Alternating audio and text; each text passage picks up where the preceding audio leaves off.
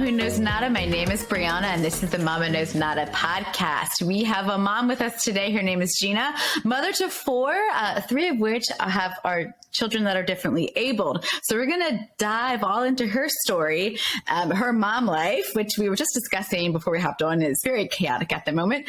But the first thing I want to do is welcome you to the show. Gina, thank you so much for giving us some of your time to share your journey thus far. It's pretty incredible, I have to say.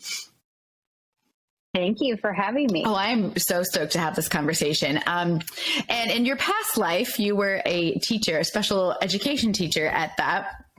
And tell me about your journey from teaching and then becoming a homeschooling parent. Yes, I always say in my post-life or my pre-life before all this happened, I taught special education. I taught preschool. Oh, wow. So it was called early childhood special education. So I was often I was the first person the parents were able to deal with, I guess, once their kids started school. So it's like, I was like their intro to this life. And I taught a few years down in Texas, and I've taught 3 years in Illinois. And during that time, I met a lot of parents who did not know what was going on, right? Their kids were newly diagnosed. Some came to us at the time with just a generalized developmental delay, which meant at that time it wasn't nailed down, but they were behind. And so I don't want to say the privilege, but I had kind of that privilege of connecting with parents early in their journey. And it was during that time that I realized how much support was needed, that they often lacked outside of the school setting. Sometimes they'd have some therapists or doctors.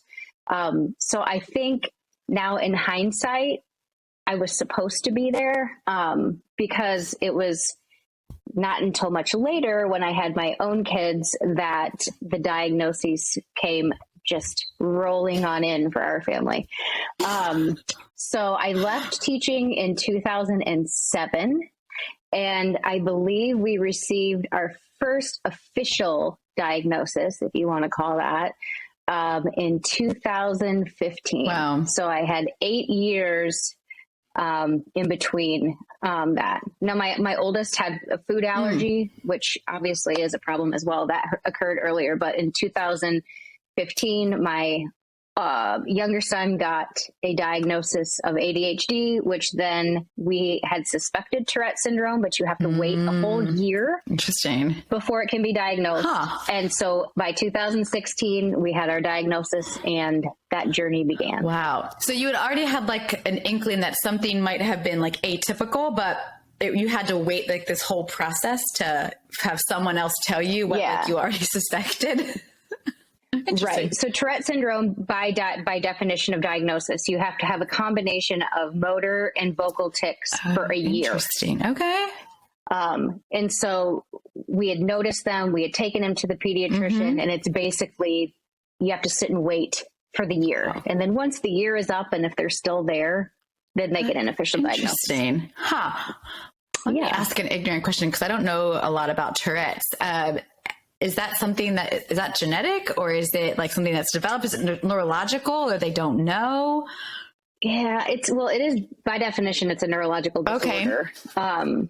We don't have any diagnosed Tourette in our family. But I've noticed now in hindsight, things that I thought were just kind of like weird, quirky things that I did. I'm like, oh, those are tics, but I don't have any. That's interesting. Like diagnosis of Tourette.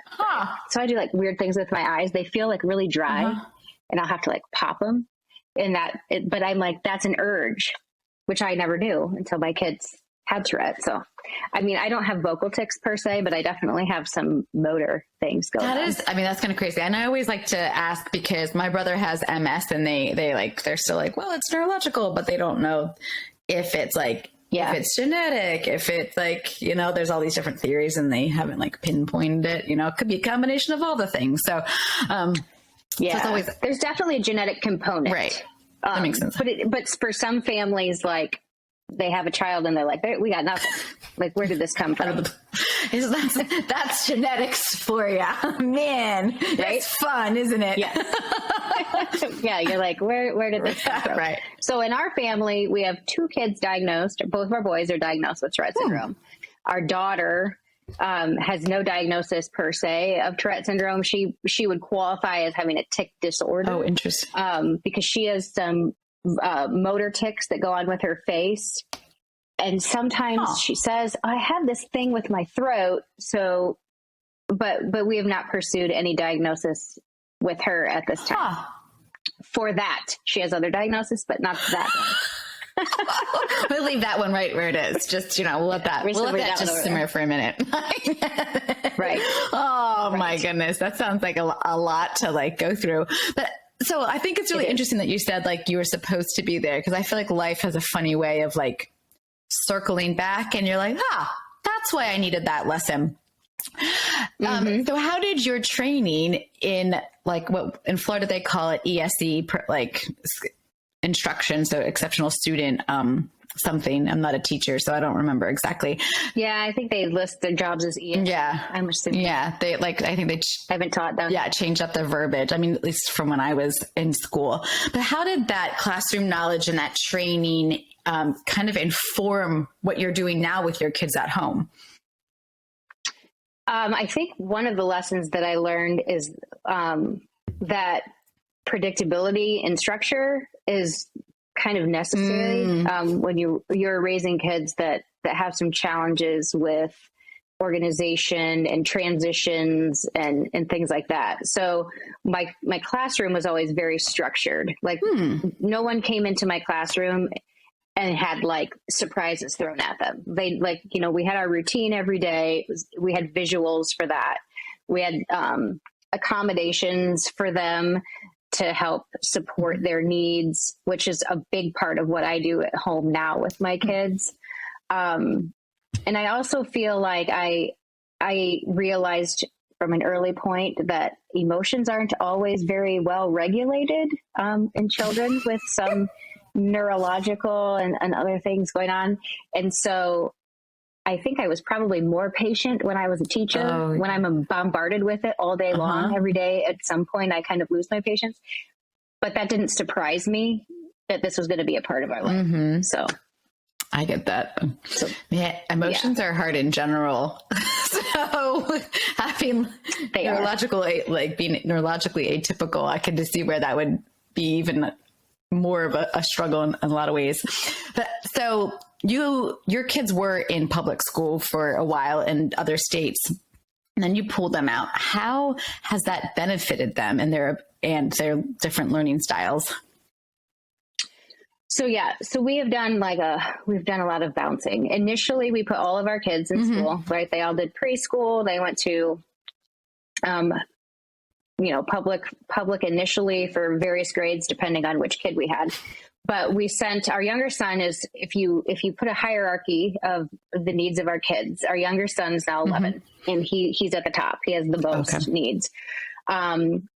And he has the most diagnoses. He's, I think, at like 8. Oh, wow. He has 8 different diagnoses. So he's got Tourette syndrome, he has ADHD, he has OCD, he has anxiety, he has a learning disability in writing, he has sensory processing. I'm going to forget something. They ended up diagnosing him with intermittent explosive disorder at some point in time. And then he now has PTSD. Well, PTSD came after school. So he was in school with all these needs as a kindergartner. Well, it actually started the year before that, and I'd call it transition to kindergarten program. But we had switched school districts. We knew where we were at wasn't going to work. So we packed up the family, moved 15 miles away. So we didn't move far, but we moved into a different district with the anticipation that things would be better. And we sent him off to kindergarten on a very modified schedule. Couple hours a day. We ended up expanding it, and it was a disaster. He spent a lot of time in seclusion and restraint within the principal's office because he wouldn't comply with their directions, and then they would push it and he would spiral and he would lose kind of control, and it was this like terrible cycle. So we pulled him out 3 months into his first grade year. A lot of the stuff was going on. We weren't really privy to the severity of what was going on at school. We got some tidbits here and there. And his anxiety was gradually increasing. We had a lot of issues. So we pulled him out. He was number one. So he was my first one to be homeschooled. And that was in November of 17. And then in January of 17, we ended up pulling the rest of them because we were starting down the same road. They have learning disabilities, along with some of their other things. And so our oldest son, who also has Tourette, has a writing disability as well. And they were unwilling to accommodate him at school because they were like, he's doing fine. You know, it's just this, his grades weren't bad enough. I like the quote unquote, they weren't bad enough, but like he physically couldn't write because his hand hurt so bad. His grades were falling. And for like a rule follower, that was a problem because he was like, I'm capable of this, but my grades stink because he couldn't write what needed to be written. His hand would tire, it would hurt, and he would just stop. So I had sent an email to the person who's in charge of, at that time we were asking for a 504 plan for accommodations. And they're like, he's fine. And my husband and I, it was literally, I can see it. A Wednesday morning, read the email. We were lying in bed. It was like 7 a.m. And we just looked at each other and we said, we're done. So we never sent him back. We kind of went out to the living room and we're like, we're not sending you to school anymore. And the kids were like, oh, okay. Great. So this was not some like great thought out plan. It was literally like, we were tired, we were done. And so we pulled them all. So we kept them all home. We put a few back in school, 3 of them back in school in 19. And at that point we decided that we were going to move. So we were living in Iowa at the time and we decided we needed more support from the medical side of the Tourette community. We were going to move. So we pulled them out again when we moved and we've never put them back. So they've been out since, the beginning of 2020 is when we moved. So they've been home for several years what now. Timing. I know, right? We were like, when we moved, the thought was, you know what? We're moving really far from home. We'll just homeschool the rest of the year and then we'll maybe put them in. Well, then COVID came. And so we're like, we'll just keep them home. Yeah, right. Like what timing? Right. That's incredible. At that point, we're just like, we're in a groove. Yeah, right. I mean, good for you. I think good for you for advocating for yourself and your children and also knowing like your boundary. Like this is not working. We're not being listened to. Our kids aren't being supported the way they need to. Like, all right, we're done. Like, yeah, I don't know if I would have I'll say muscles to like do that. If it was my kid, I would like probably continue to fight with the school system. So I think good on you for like seeing it, acknowledging it, and changing directions, pivoting, if you will. Way to pivot. Yes, we did a big pivot. But the interesting thing I find fascinating is that and when we were talking, it's like all your kids have like a talent or like an ability or something that's like super unique to them that they're like really good at. Will you tell us a little bit about some of them?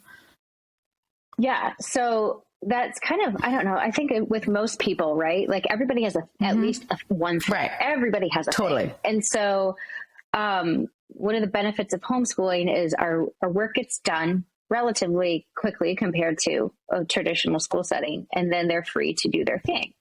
Well, my daughter has been an artist since she was little, like 3. We were like, oh, you can draw better than us. You're 3. She's 12 now. She's almost 13. And she's an amazing artist and animator. My oldest son has been like a sports, just loved sports, everything sports. Give him any stat, whatever.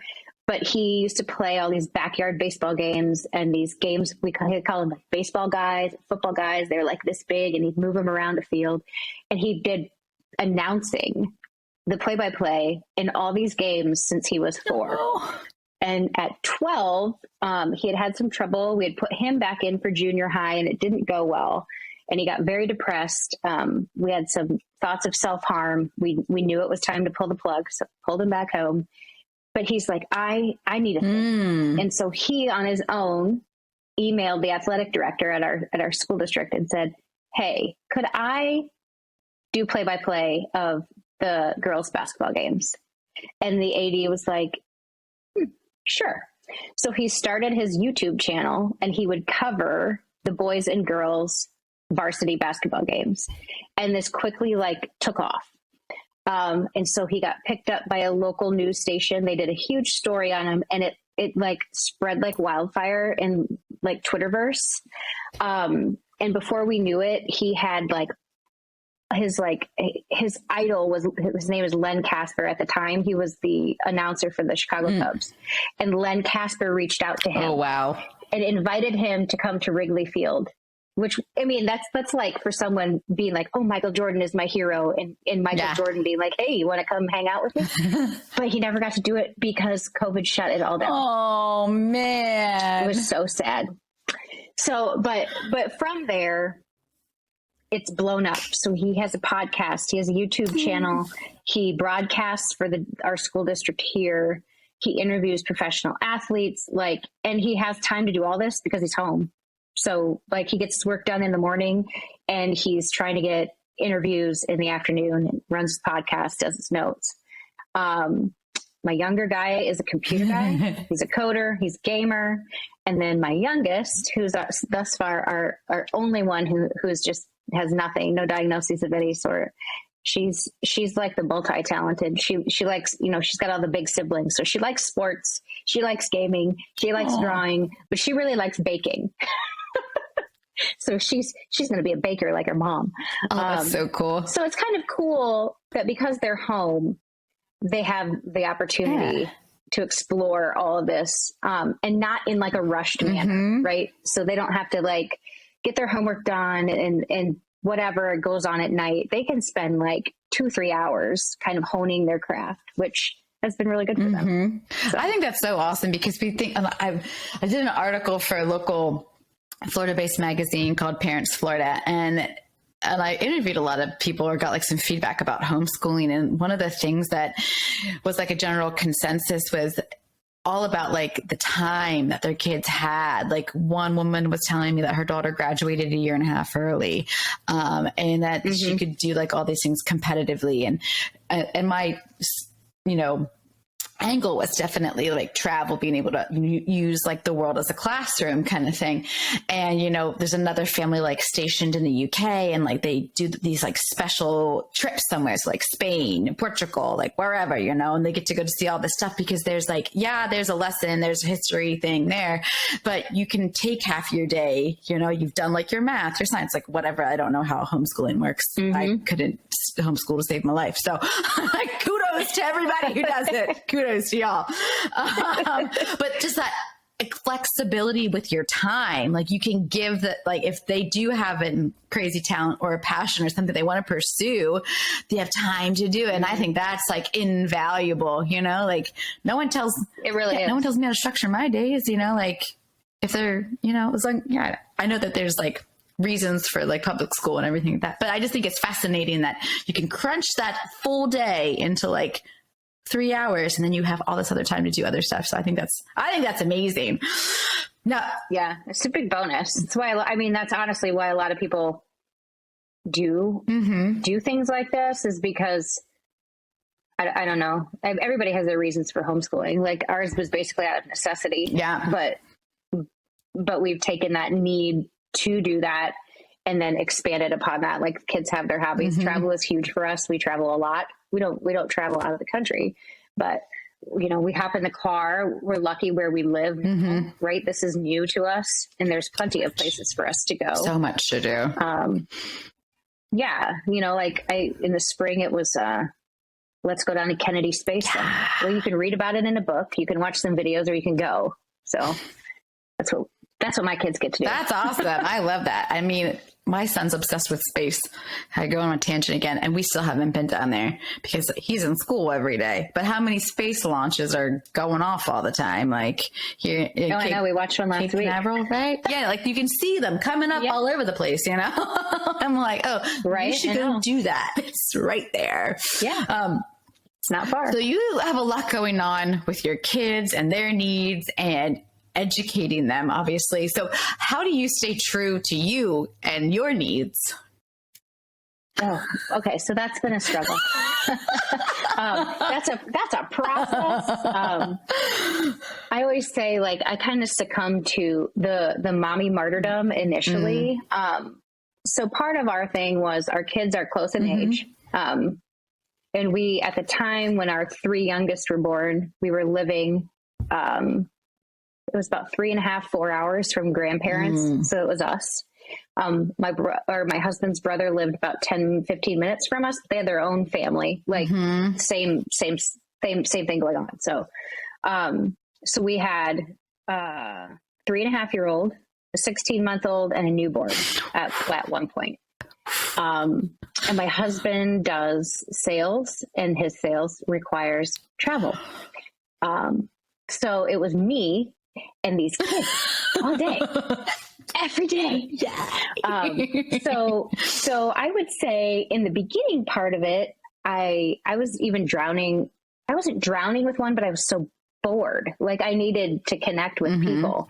And so at that time, I found a mom's group, and then we kind of branched off and started our own mom's group. And so it was like we facilitated that. And so then I had people, right? It was people, the other moms who was like, oh my God, I was up all night. I can't function. Like, my kid is screaming all the time. They don't eat, whatever. So I think that helped me be like, okay, I'm A, not alone, and B, I have to do things other than just mom. Like, we would do mom's breakfasts and such. Well, kind of coinciding with that, I joined a gym, and that was my saving grace in the time that we lived there, because it was 2 hours a day. I would be like, I can drop them off for 2 hours a day. And we were so blessed that the gym itself was like the best. It was like the best daycare, but it wasn't a daycare. Like, it was all these women who were like grandmas and they loved the kids. So they did like singing and crafts, and it was like taking them to whatever. And so I could work out and I could shower. And that was like, oh my gosh, winning 5 days a week. I win every day. I mean, every day. I'm like, time to go. We're going to the gym. So that was probably, it was kind of limited, right? Like, I had my mom's group and I had my workout, but outside of that, it was just mom. Well, we've moved quite a bit, and I've always tried to be a part of some sort of a group. And if there wasn't a group, I created a group because I knew of the importance of being part of a group. Well, as my kids have gotten older, you know, the demands as far as, you know, we're not working around nap times and bottle feedings and all that stuff. But when the diagnoses rolled in and life just tanked, then it was really hard to find time to do anything, to stay true to myself. I was literally just trying to survive and stay above water. But the past couple of years have leveled out a little bit. And so now I do a lot of things. And I don't know if you can see it because I grabbed it. I was like, oh, I have things I can show you. Nice. And I don't know, it might be backwards, but okay, it's probably going to be backwards. But I have this little sheet, and it's called Today's 3 to Take Care of Me. So I try to write 3 things down. So I know that was backwards probably, but like today I have a 3-mile walk. I need to drink 64 ounces of water because I need to start drinking water again. I'm not drinking enough. And then I want to read Atlas of the Heart, part of Brene Brown's new book. So that's like, those 3 things will get done today because that's my priority. Then people will just have to deal. Like, I'm going to go for a walk here soon. I set goals. I know, you know, goals can be hard to achieve sometimes, but I try to set realistic goals. One of my goals last year was to walk 1,000 miles. There's my little sheet. I did. Oh, but I tracked it. Look at you. I think visuals are important. So I had this like front and center. So I'd see my little chart and I'd be like, I haven't colored in my squares today. I should probably go for my walk. So I set goals. Just because I feel like that gives me the focus on like, what do actually I want to do? Not what do my kids need or what do my kids want to do? What do I want to do? And then my other thing, which will be backwards too, I have this little sheet here. This was for 2022, and we did this as a family. So everybody has their sheet. It's like 5 things I'd like to learn, 5 places I'd like to go, 5 things I'd like to try, and 5 goals I can achieve. So that also kind of guides me like on what I'm doing instead of, because sometimes I feel like I just spin in circles, right. And like orbiting and I have all these ideas in my head, but I don't do any of them because I'm like bouncing from things. Yeah. So I did like the one word. I don't know if you're familiar with like you pick a word for the year. And I picked prioritize for my word this year because I get so dang distracted by stuff I don't need to be doing. And I think for me to feel fulfilled and happy, I have to like kind of tune out the outside noise and stop scrolling through stupid things on social media, and just wasting time. Right. Because I've learned that the more I do things that like fulfill me, the happier I am and the better I can be at home. If I'm not doing those things, I kind of suck. Like my temper's short, I'm just irritable. And I'm kind of like giving off this vibe of like, get away from me. Leave me alone. Well, and then like your kids can feel that energy too. You know what I mean? Like I'm a big proponent of like that. And I love all those things you said. I want that goal sheet, you know, the 5 things email that to me. I put it on my mirror. So you have to see it. And it's funny you talk about the visuals. Like I leave things in my way so that I have to do them, you know, like order the cat's like flea and tick medication. Like I have to see it or I'll forget about it kind of thing. And I think that's so important. But I also feel like we all can get weighed down by life 100%. And I remember I was like 19 or 20 and my sister was pregnant and I was like, I said something to her like, you need to take care of you so you can take care of your kids. And I've always, and this was way before, like 12 years before I ever had kids. And I've always been a firm believer that if you're not good, like you're talking about, you know, moving and, you know, having to like go to the gym and you can like, you know, feel good and all that stuff. Like I'm a firm believer that if mom's not okay, no one is okay, because I'm similar to you where like I'm irritable, I'm snippy. I have this like negative, like energetic aura that I just exude if I don't get certain things. And then finding like my rhythm is sometimes like me like going in a circle and I'm like, oh wait, maybe I need to go expel some energy so that I can find my center and like be productive and not lost. So I that all of that resonates so much with me personally. I'm like, yep, totally get it. 100%. I hear you 100%. So what about like you and your husband? How do you guys make time for each other, especially when there's so much going on with the kids and he's traveling and... Yeah. Well, I would say the one bonus to COVID times is the travel has decreased some. He's been home a lot more because he does medical sales. So there are times where the hospitals are like, essentially like when they shut elective surgeries and stuff down, he was just home. Like people weren't going in to their ORs and stuff. So that's been nice. He's been around more. But one of the hardest things I think about that you will find with special needs caregivers all around is that we don't have the opportunity. Many people don't have the opportunity to have a break. It's hard. I can't get any babysitter off the street to come to my house. Like it doesn't work. And as my kids have gotten older, grandparents really couldn't handle them either. Because when they were young, we would rely on them sometimes. Because we eventually moved back closer to my parents and they could come and watch the kids. But as they got older and my youngest with the more challenges got stronger, because he could physically lash out. It just wasn't an option to have them anymore. So now that they're a little bit older, our oldest is a freshman in high school. We try to do Sunday dates. January has just been blah. It's not been good. Like we had been really good before the calendar flipped. Sundays were our days. And our rule was, mom and dad are going out. If you would like happy parents, you're going to let us go out and you're not going to call us with fighting. Just go your own way, but you have to stay inside. Like you can't go out because we have kids everywhere, but we're like, you can't be out in the neighborhood playing. You got to give us this time. You know, if you can give us this time when we come home, then you can go play. So we would just go 10, 15 minutes from home. We weren't far by any means. We had kind of gotten into this Sunday afternoon date so we could talk. and eat and have a beer or whatever in peace and quiet. That was the goal. The other thing we try to do is like, so it's Sunday date, and then Sunday evening is like 8:30 is a hard, like you're either in bed if you're younger or you're in your room. Like, go away, because we need to regroup. We're just like 8:30, you're gone. We're not going to see you anymore today. Because that's the simplest, most realistic option for us. Like, you know, you have to take your circumstances and adjust, right?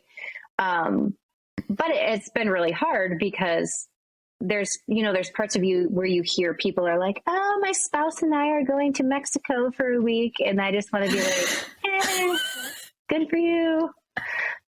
We don't get to even like go out at night. So the last time we went anywhere for longer than a night, outside of when we were moving and house hunting, which really wasn't a vacation, was 2016. So it's been almost 6 years. It was April of 2016, which makes things really difficult. Like, because I feel like it's hard to separate your role as mom and dad and husband and wife when you're constantly at home with kids. Like you're always mom and dad at that time. So it is very difficult. Like, I think if you look at statistics wise and stuff in a community of people raising special needs children, divorce rates are generally higher, because it's super high stress. It can be just kind of keeping you at home. Like, you don't get those breaks. You don't get to pursue, like, you know, outside hobbies and passions per se outside of your house, because you're kind of tied here. Depending on your circumstances, it's all dependent upon you know, what's going on with your kids. But there's a thing out there called respite care that we have not really been able to utilize. And I think that's just a big thing for lots of families. I know plenty of families who don't, like, the parents don't get out. I know plenty of moms raising special needs kids who, you know, you talk about self-care and everybody's like, I just suck taking care of myself because all of my time and energy is, you know, taking care of everybody else. It's exhausting. I can imagine that it'd be like exhausting, especially like with 4 kids with varying needs. That sounds tiresome some days, I'm sure. But it's also, I'm sure from the sound of it, like very rich, you know, sounds like they're, you know, they've surprised, like they can surprise you in like many different ways, like with all of their, especially their interests. I love it how they each have like something that's kind of their own. I think that is so cool. I mean, I think parenting is hard in general. It's part of the reason I started this podcast. But then, like, you add like a layer of, you know, not knowing exactly, like, necessarily how to meet your kids' needs, like right away, or like when they have something that's atypical, like then you have to like do what you said, like you have to take your circumstances and you know, adjust. But you know, like and then you can't trust people to take care of your children because they have a need that somebody might not know what to do with, you know, like how do you know? Right. I wouldn't know what to do. So like right. How do you deal with the like explosive outburst? Totally. With the kid. Totally. Like, so I could see, like, if I'm putting myself in your shoes, I could see, but that'd be really hard to go on a date with my husband. And I definitely like what you do at that 8:30. Go away. I think that's brilliant. Go away. You know? It's not every day of the week, right? But on this particular day, this is what you're going to do. For a while, like, we would watch a show. It was like, that was the night we would watch Ted Lasso. Like, y'all are going to bed and we are going to turn on Ted Lasso. Go away. Thanks, bye. Yeah. You got to take your wins where you can, right? That's what I always say. Like, you got to take the wins where you can. And I mean, I have a totally different situation, totally different circumstances, but like, you know, my husband's been gone for going on 2 weeks, but his visa was terminated, you know? So everybody has like a different thing. And I look at other people who, you know, have sitters all the time or go out all the time. And I'm like, no, I got to be there to put my kid down at 8 o'clock because otherwise he's not going to bed. And then my morning's going to be the worst ever. You know, I'm sure you have things like that. If your kids aren't in bed or you're not there for them, like, it's worse than, you know, I don't know. I don't know. It's just right. better. It's like to be there. You have to like weigh it, and you're like, stay home. Exactly. But I mean, I'm also very impressed that you can stay up past 8:30. If my kid when I put my kid down, I always fall asleep with him. So good for you for having the energy to stay up and watch Ted Lasso, because I would not. Yes, I've gotten better. I'd be like, I'm done.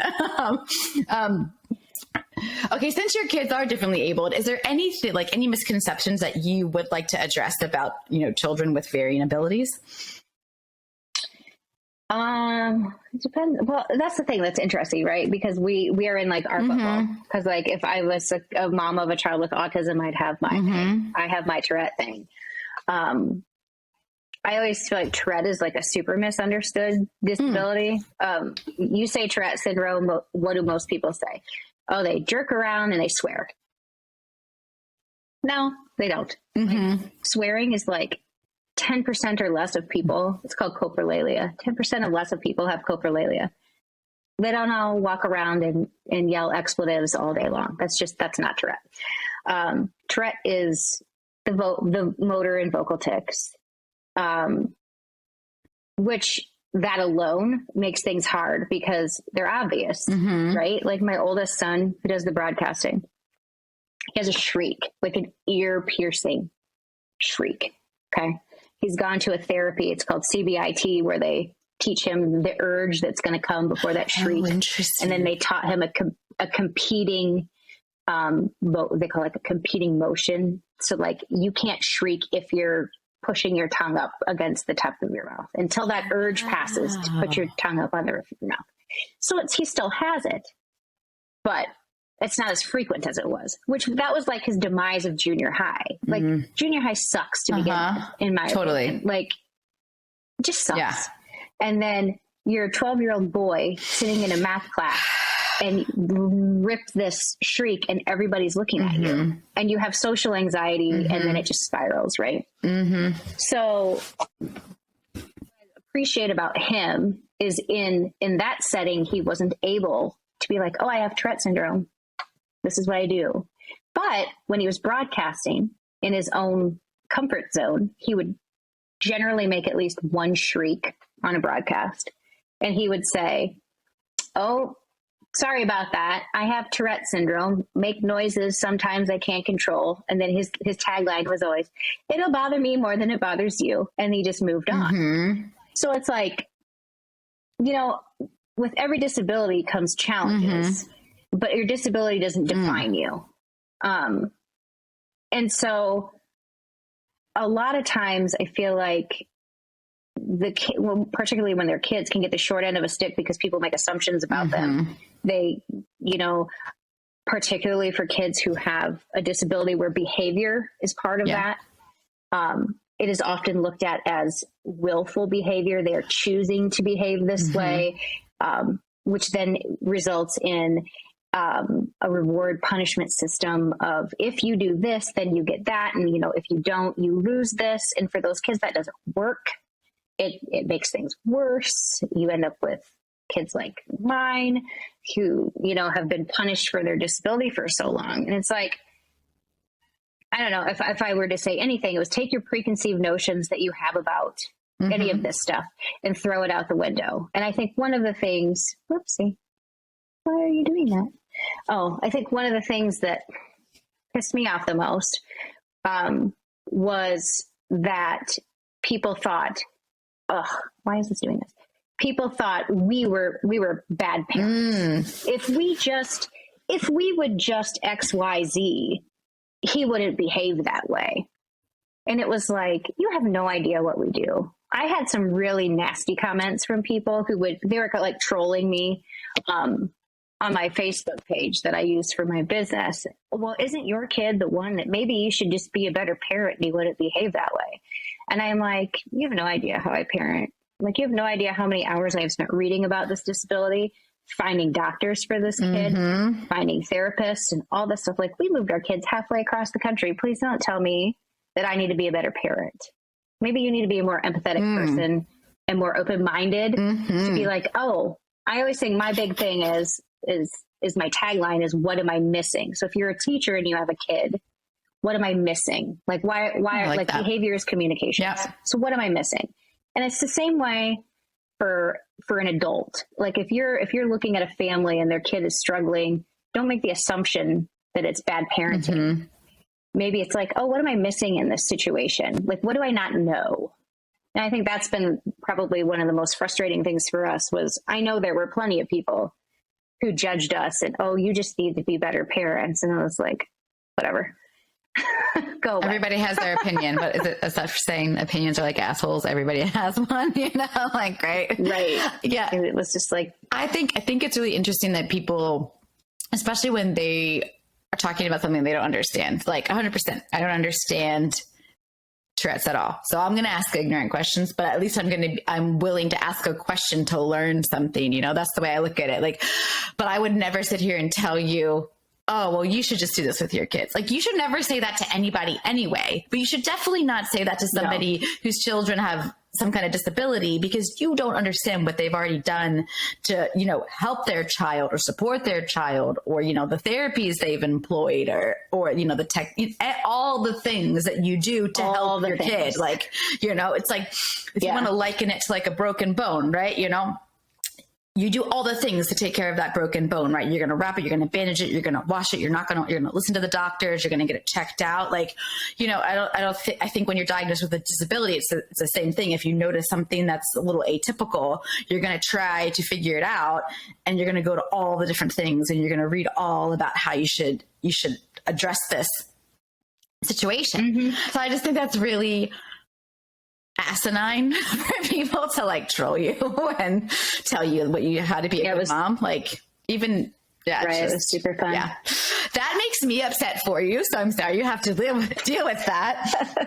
but it also takes me to like my next question is like, you've kind of done something pretty awesome with your life and experiences. And you've written a book to like highlight and showcase and tell your story. And why was that important for you to put all that on paper?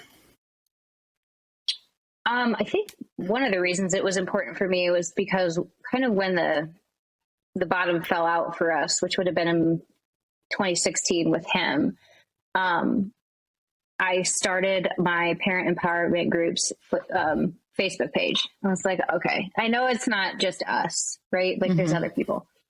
And so I would talk a little bit about what was going on. I was mad because, we would repeatedly go into the school and say, he has a writing disability. Mm-hmm. No, he doesn't. Yes, he does. You just haven't identified it. Like this writing disability is like a high percentage of kids with Tourette's have a writing disability, high percentage. So not only did the school, not understand Tourette, they didn't identify his needs. They didn't accommodate his needs. And so I would write a lot about that. I would write blog posts, I would share those. And the comments kept coming in, the comment section of this is our life. This is my kid. What can I do? This kind of stuff.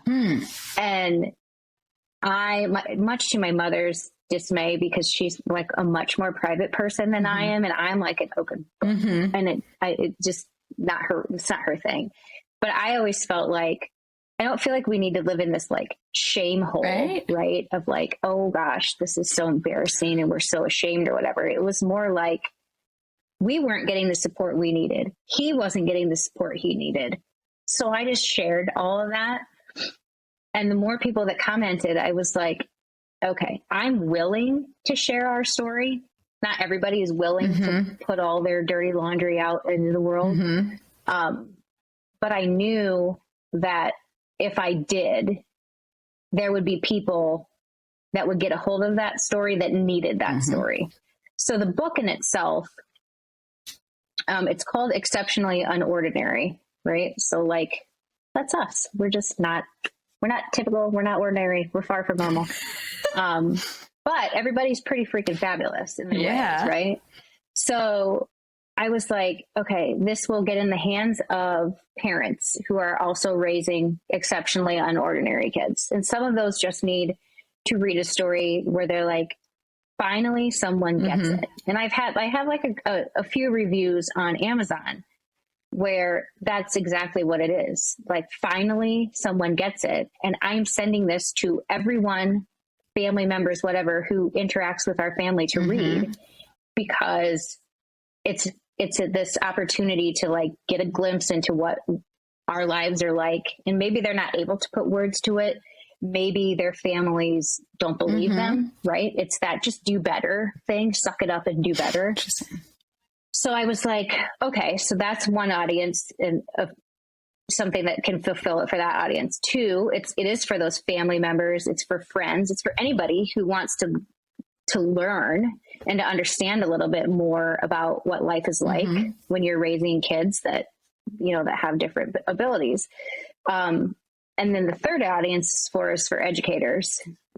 So I always say I'm kind of in that strange position of I once was you, right? So I always say they call it the IEP table, right? So I sat on this side of the table as a teacher. Well, now I'm on this side of the table as a parent. So I have both perspectives now. And I feel like it's a tool to spark conversation. And it's kind of my plea to be like, I know we can do better. And I hope it can cultivate change, just because there are kids. My son's not the only one who has disabilities who's been secluded and restrained. Like, that's just factual. It happens all the time. And it happens at a high frequency with disabled students. But it's like, if you can figure out why they go from here to like 0 to 60, right? You've got to figure out what the trigger is. Then we can, I don't know. I'm not a big proponent of that, obviously. Like, it's those decisions at the school literally changed the course of our family's life. Like, we couldn't stay where we were because we didn't have the mental health support we needed, because it was lacking in our area. We didn't have the Tourette support we needed, whatever. So like, we've moved our family because of what's happened. But it was, and in some regards it was therapeutic, I guess, right? Like, to get it all out. Some of it was really hard to write, but here's my little secret. I let no one read it. So I let one friend had access to it. My husband did not read the book until it was published. So, and everybody's like, well, that's kind of strange. Like, why wouldn't you let your husband read that? Was he okay with this? And I'm like, well, I think he trusted that I would, you know, tell the story. And so, you know, and like, after he read it, he's like, you just skimmed the surface, right? I didn't even like really dive into a lot of this stuff. But my thing was, this was my story to tell. And I felt like if I shared things with him along the way, my story would change a little bit, because, you know, our perspectives maybe were a little bit different. I was home with this full time. I dealt with it pretty much 24/7, and he wasn't home all the time. He wasn't the one always going to the school to pick the screaming child up, that whatever. He wasn't always sitting in the meetings because he had to work. So, you know, it was my story. So it's out there. It's been well received. But it's hard. I mean, it's not a book that you're going to read and you're going to be like, wow, that was a great feel good story. You're not going to get done and be like, my heart is so full. You're going to be like, what the hell is wrong with these people? Why did they do this to them? But I mean, I don't know. Like I said, I'm going to read Atlas of the Heart. Like, I'm a big Brene Brown fan. Like, I'm all about the, like, getting in the arena and sharing your story. And, then I think it took me 3 years to write it. And I was like, I am going to finish this. It was a non-negotiable. So that's awesome. Good for you.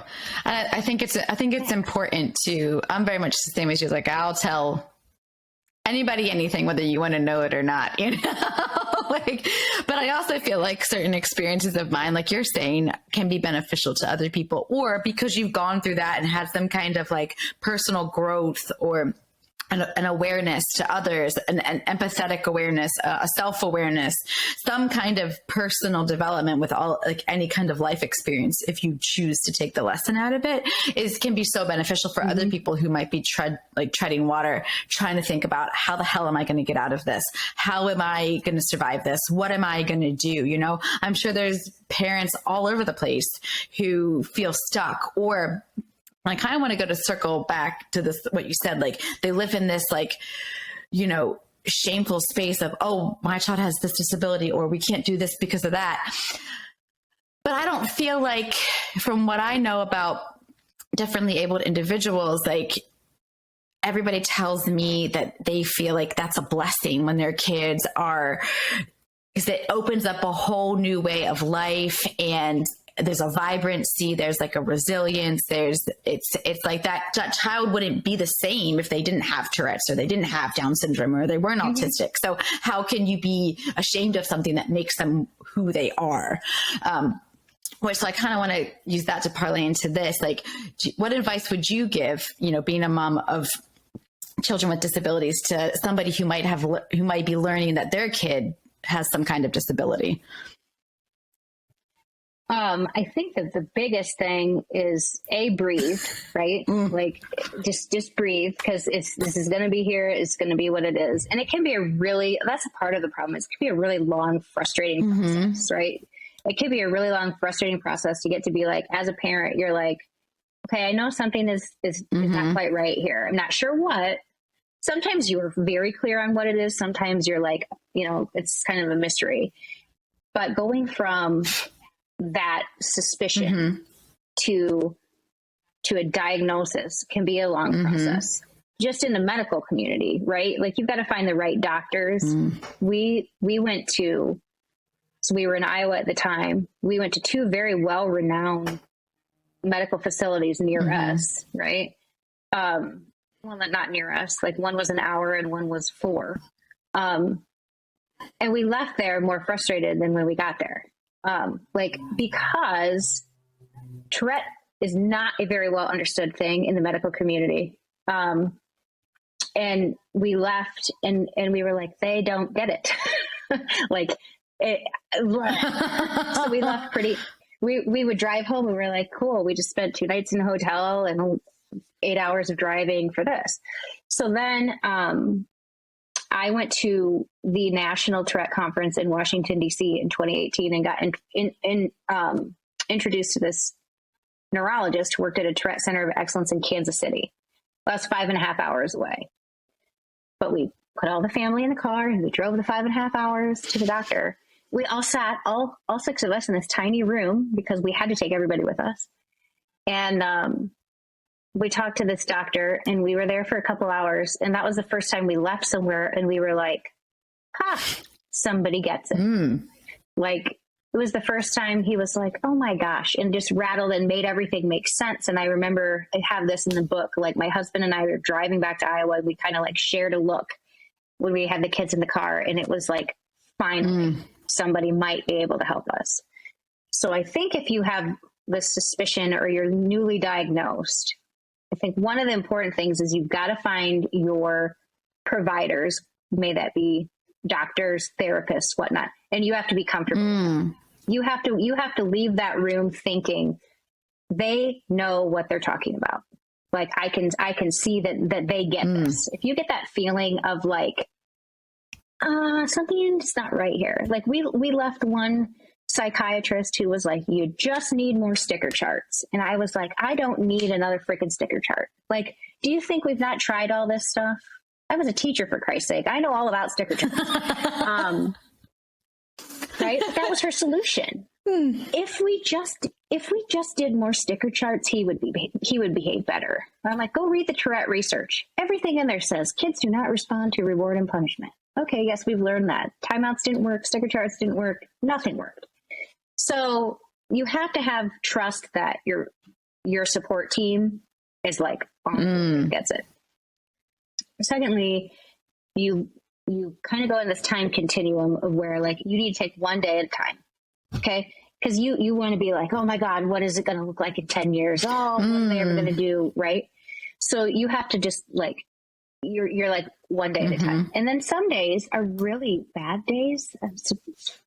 Yeah. Some days are really bad days. So you're like 1 hour at a time. Some days it's like 1 minute at a time. You're like, okay, I just got to get through this minute. Yeah. And then we're going to get to the next minute. So I think that is really important, where you don't get too caught up in the what ifs and the what down the road. It's just like, just take it one day at a time. And then another thing I think is important is you need to find your support community. So that might be, and my very first support community was an online group on Facebook. It was a Tourette group on Facebook. And I sat there for a whole day scrolling through all these posts. And I was like, oh my God, I found my people. Wow. Like finally someone isn't like, well, if you just did this, then this would happen. No, so I found that, which spiraled into me going to that conference, which I got to meet people in person. But you have to find your support people, and some disabilities will have, like, I know autism is very prevalent. They will have local autism support groups, right? Depends on what your disability is. There's local Tourette things too, but people are kind of few and far between, right? Like it's a little bit more difficult, but you have to find your online community and an in-person if you're lucky. And that's where you start, because you will find people who can, especially if they're local, and you can find, they can direct you, go to this pediatrician, go to this speech therapist, because a lot of the problem is you spend so much time trying to find somebody. It's like, God, I don't know how many different therapists we've gone to, right? Like, this is a bad fit. This is a bad fit. So if you can find those resources of like, these are the people you want to go to, then that's going to help build your support team.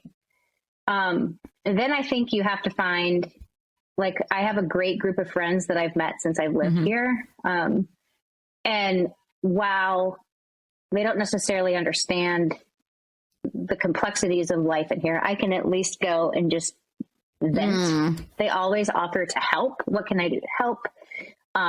Some can identify with some of the mental health things we have going on in our house, because they have that in their house as well.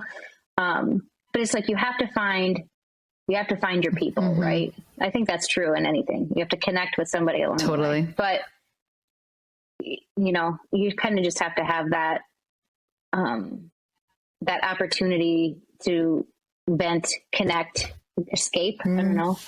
But I think that in this day and age, the online communities, there's something for everybody. They're not all created equal, right? But you can get a pretty good vibe real quick if you'll be like, oh, this is going to be helpful, or you'll be like, and then just move on. I think that's good insight. I think that I talked to somebody a while ago, and they were like, at first their son was diagnosed with Down syndromes, and he was discussing about how he had all these dreams for his son, and then his viewpoint was that I was living my dreams, what I wanted for him, not necessarily what he was meant to do during his life. And I thought that was really poetic, because sometimes, like, I think we all kind of do that with our kids. Like, oh, what are they going to do? What are they going to be?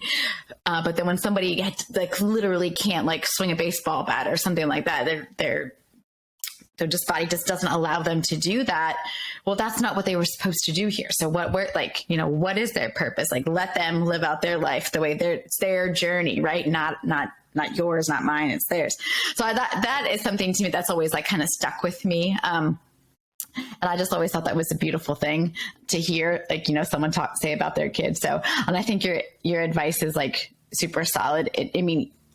On a lot of levels. And I think it's so hard, especially within the medical community, to find, again, my brother has MS. So trying to get people that can talk about things in a certain way, and then, for someone like me, my kid doesn't have a disability. So sometimes I think it's awkward for parents of, typical, neurotypical children, or just typical, I don't want to say normal, because I feel like that word is bull.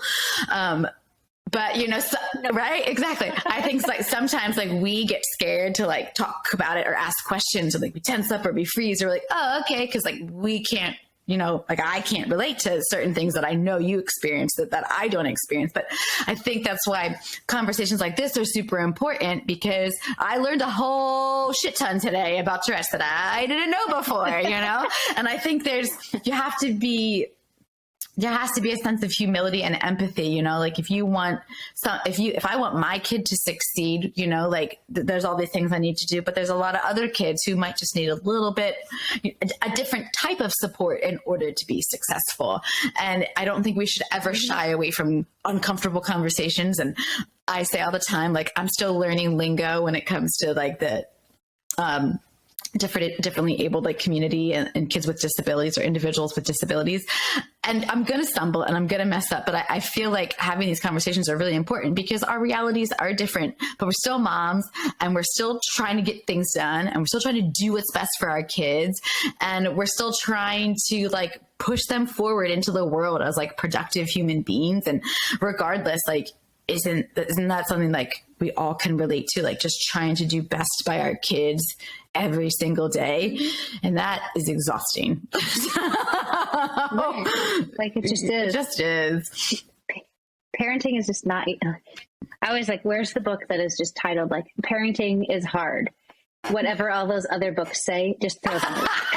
Like, well, and I also feel like it should be subjective, you know, like what you need in your household is different than what I need in my household, you know? So right. Who am I to tell you how to live and maintain your household and vice versa? You know, if anything, I feel like you've given me some tips to take into my day to day. That's for sure. So I don't know. I just feel like it's interesting. It's inspiring. And I just feel like for me, like anybody who has more than one kid is like my hero. So I'm like, yay, you. How do you do that? I don't understand. Right. You're like, all these people. I know, right? I can't keep track of the one. Like, I don't know how you do with the four, especially going all the different directions. All right, Gina, that's been amazing. Is there anything we didn't cover? Is there anything else you want to share? Any final thoughts for us today? Well, I think that one of the things that I, not necessarily by choice, right? The homeschooling wasn't by choice. At the time I was working part-time, I just got a part-time job at the chiropractor we went to because like I just needed to get out of the house, and I managed their social media and I got to interact with people. It was amazing. I was like, oh, adult conversation. What is this?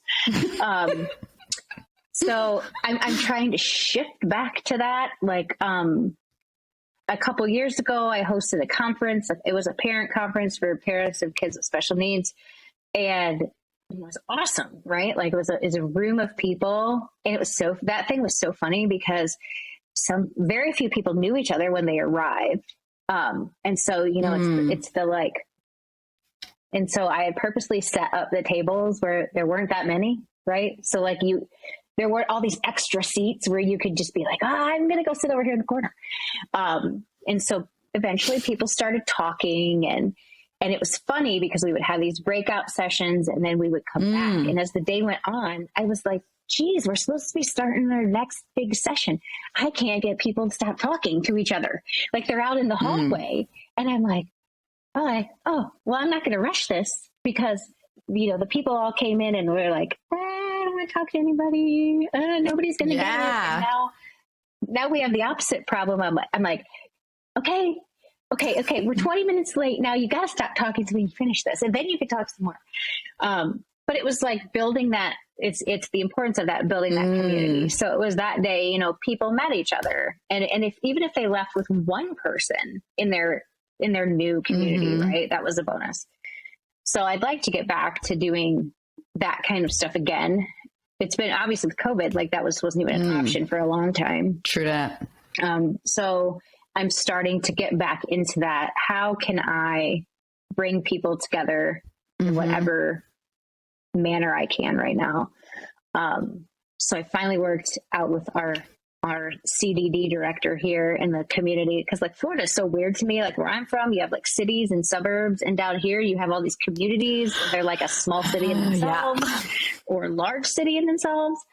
So I met with our CDD director, and I'm like, so our community, we're going to have our own like exceptional kiddos parent group, and we're going to start meeting once a month, and then we'll bring in some speakers, and like, so that's like my step one. So I'm back to my like grassroots. I also make cute words and post them around my house. So grassroots is currently posted on my little board because it reminds me to like go back to the small, right? Like we got to start small. So if we create this community here, then okay, maybe we're going to branch out a little bit more, and then a little bit more, and we can continue that. So ideally, I'd like to start doing that again, and I'd like to take our story and share that with people. Like I just want to go talk to people.